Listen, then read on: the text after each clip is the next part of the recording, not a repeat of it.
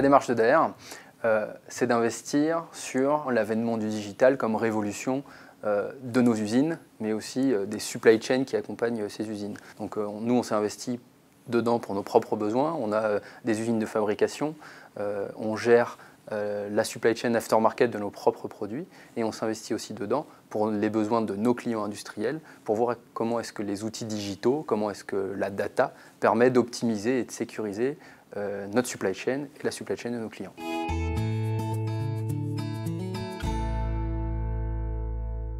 Concrètement, c'est de l'amélioration des indicateurs opérationnels d'une supply chain. Donc c'est de l'amélioration d'indicateurs comme l'OTD, l'on-time delivery, donc les taux de livraison à l'heure. C'est de l'amélioration sur l'OTQ, le taux de qualité.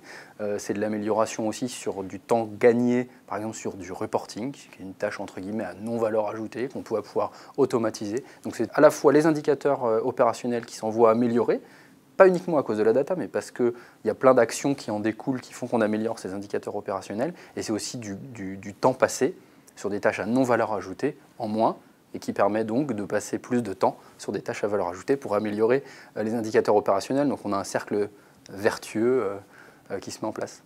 Et puis une fois qu'on a de la data à disposition, ça permet aussi de mettre en place de l'intelligence artificielle, du machine learning, pour être dans un processus continu d'optimisation de la performance de la supply chain.